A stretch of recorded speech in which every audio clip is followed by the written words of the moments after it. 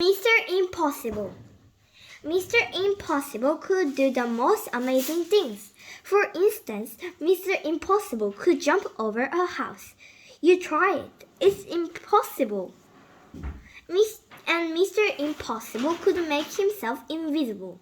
And he had to do was stand there and think about becoming invisible. And he became invisible. You try it? It's impossible. And Mr. Impossible could fly. All he had to do was stand there and flap his arms about, and how he flew. You try it. It's impossible. And Mr. Impossible lived in an impossible-looking house. Have you ever seen a house? It's such an impossible place. Oh, of course not. One day, Mr. Impossible was out walking in the woods when he met a boy called William. William was on his way to school.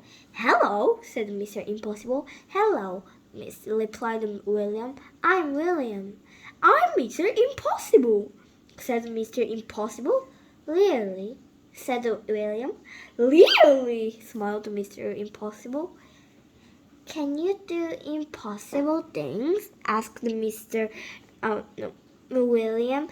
"Haven't come across anything I couldn't do," replied Mr. Impossible modestly.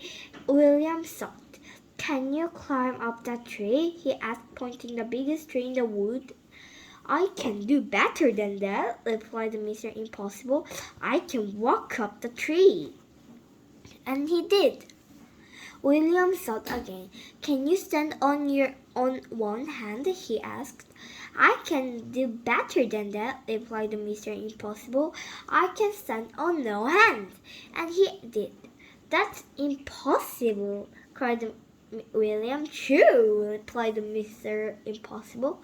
Then William remembered that he was going on his way to school. "Why don't you come with me?" he asked. "But I've never been to a school before," Mr. Impossible said. "Then it's time you go," replied William. "Come on." William and Mr. Impossible sat at the back of the Williams classroom with all the other children.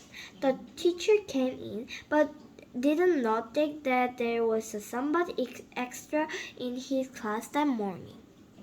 "Good morning, children," said the teacher. "I have a very difficult sum for you to do today.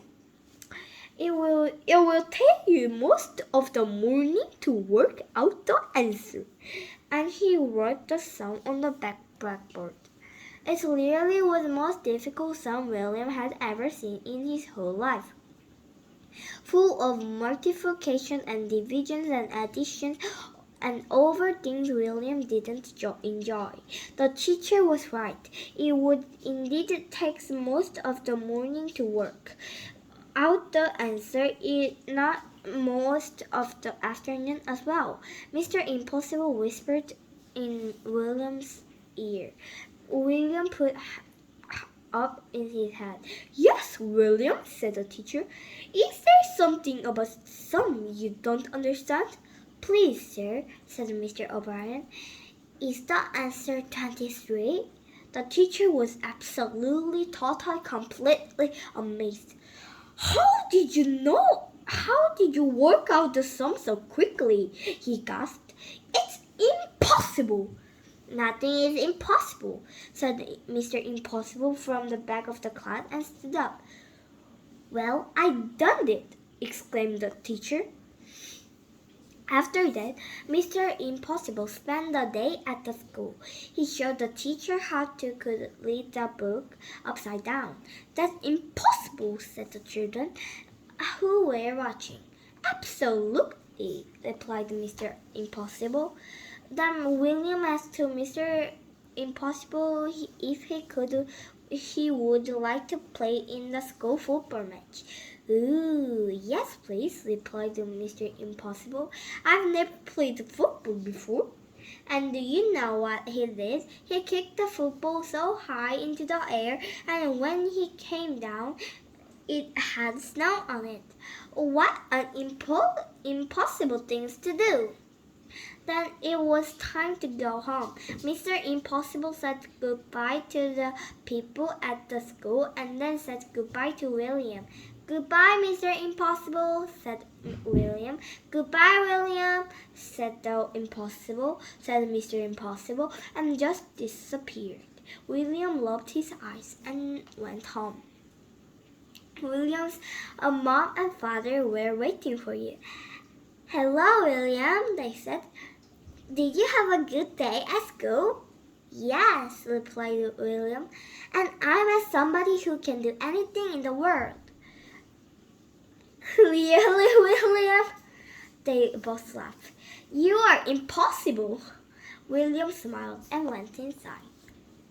And 100 miles away, a small figure was listening to what mother and father were saying. He grinned and Impossible grinned, and he went to sleep standing on his hand. And we all know that's impossible.